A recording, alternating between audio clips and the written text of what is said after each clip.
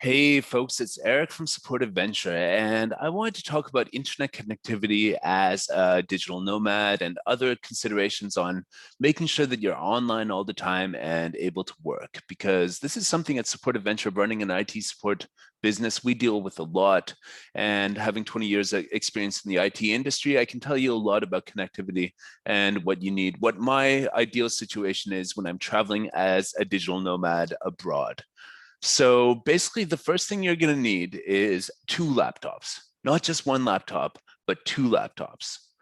You should travel with two laptops because, well, you never know what can happen to your laptop. It can break, and you always want to be online. So I would definitely recommend traveling with two laptops. I carried in my backpack, both of them, and you know, it's good to have two laptops, especially if you do stuff like video editing for YouTube. You can have one running the rendering while you're working on the other one, and you can have one set up on your desk in your accommodation, and then you can take one with you on the road, assuming both are working. But when both of them, one of them isn't working, then you'll be really glad you brought that second laptop. So the next thing I'm going to talk about is internet connectivity. Internet connectivity means that you're always online and able to do Zoom calls, able to do work, able to access the internet without any hindrance or barrier. So you always need backup plans. So in the accommodation, basically, that you're staying, you should have a strong internet connection that will be good most of the time for doing whatever you're doing. What should you also have? You should have a smartphone with you with a data plan that you can tether your laptops to, basically. And so say you're working in an Airbnb in Thailand somewhere and the power and internet goes out. Hey, guess what? You can just turn on the internet from your phone, get it from the air, and only miss about 30 seconds of whatever Zoom meeting you're on, or only lose 30 seconds of your day to switching internet connections and getting online with your backup connection. Now, I even go so far as I usually have two different providers in the country that I'm in. So if I'm running on data using the internet through my phone on the 4G data package or whatever, I can also switch to the other one if that one runs out of data, if the network gets bad or something like that. So you have two mobile internet providers and one accommodation internet provider and two laptops, as I said. Then you'll probably not be offline. And if you're going to an internet cafe, you also have your smartphone where you can tether. You sit down at a cafe and you connect to the internet, and well, guess what? It's not good enough for the Zoom call you've got in 5 minutes. So how do you test an internet connection?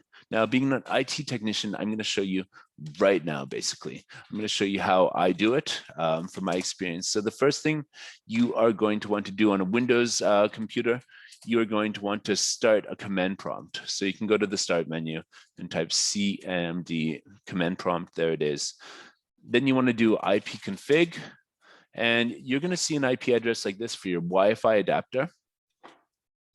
And you're going to want to ping the default gateway. So default gateway is this one here, 0.1. So you can see I'm getting 2 or 3 millisecond pings to that. You can do ping the IP address -T, and it will just keep on going. This will tell you how stable your computer's connection is to the Wi-Fi in the location that you're at, basically.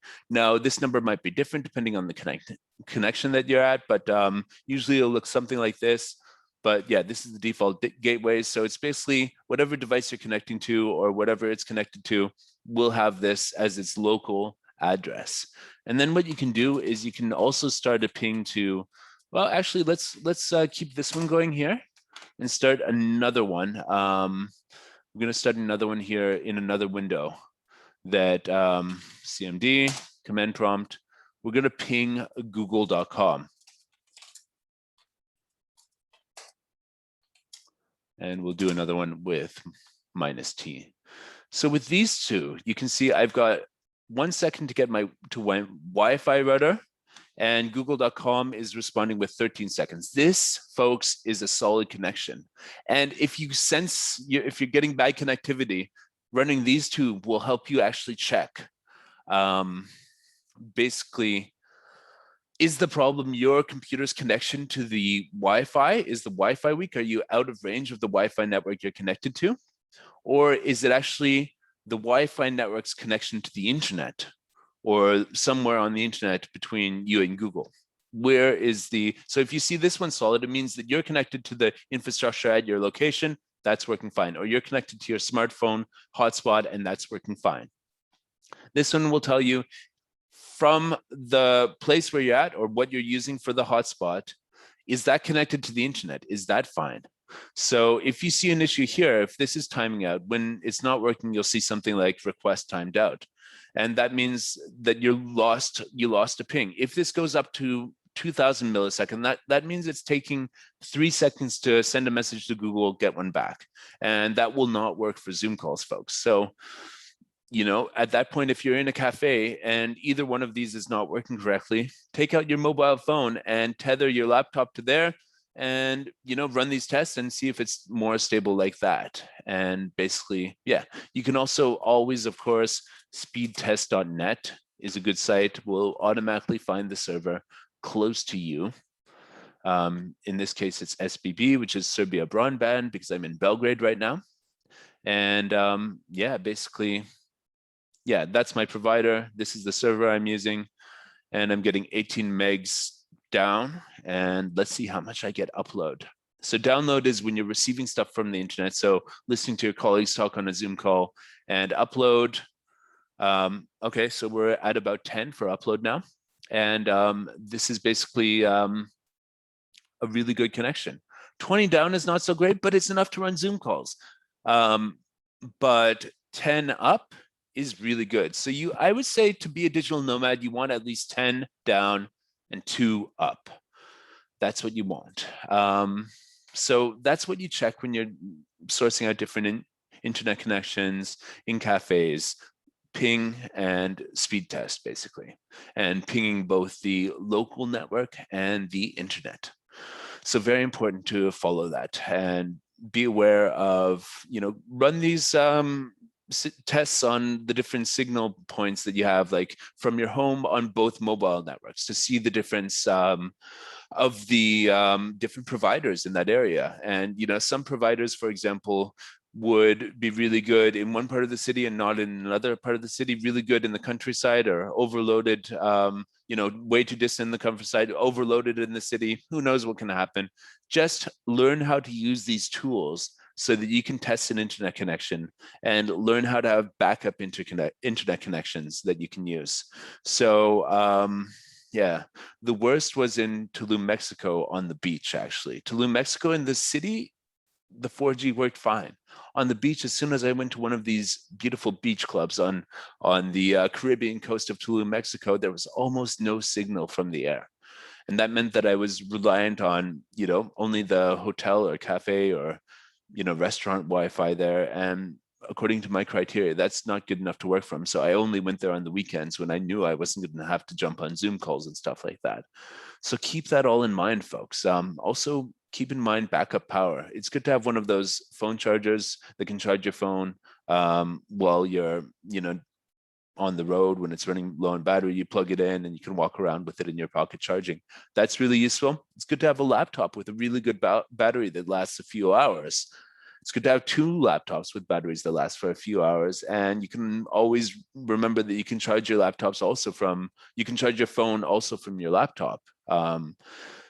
Yeah, it's good to always carry your adapter for your laptop around with you so you can find a place to plug in.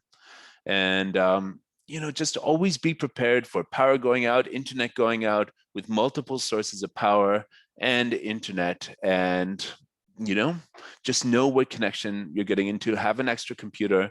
As for headsets, I recommend these Sennheiser headsets, or Logitech is another really good brand. And I recommend that people use USB wired headsets, because you can get wireless headsets, but as I said, they're harder to get. As I said to people in my computer practice when they got wireless printers and stuff like that, okay, wireless printer, yeah, realize it won't work sometimes, but don't get wireless brakes for your car, because when you need to stop, the wireless brakes won't work and you'll crash the car. So that's an analogy that shows you that a wire is always better.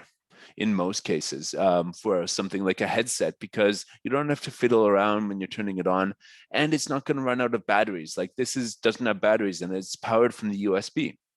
And as long as my computer has power, this works. So Sennheiser, Logitech, plugged in via USB. USB is better than the jack, audio jack headsets, because the USB headsets have a sound card built into it that mean that you don't have to rely on the computer's audio settings. It just has, optimized settings for that headset, including things like noise canceling built into the USB portion of the headset.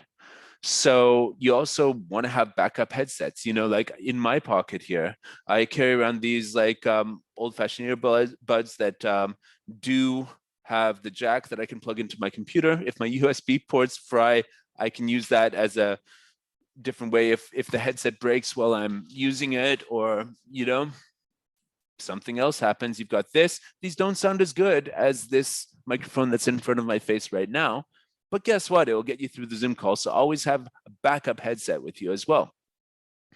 If you take these tips on board, you'll always be able to, 99% of the time, be online and be able to bounce back from an outage or a broken headset or anything like that, or computer crashing or power going out, whatever it is. You're going to be able to bounce back really quick and stay online and be productive. So thanks a lot. This is Support Adventure. If you're an IT technician looking for work, or someone who wants to be a dispatcher in the IT industry, let us know. We have jobs for that sort of thing. And subscribe to our channel if you want to hear more insights about the digital nomad lifestyle and the remote working lifestyle, about support, giving customer support online and that sort of stuff. Thanks a lot and take care.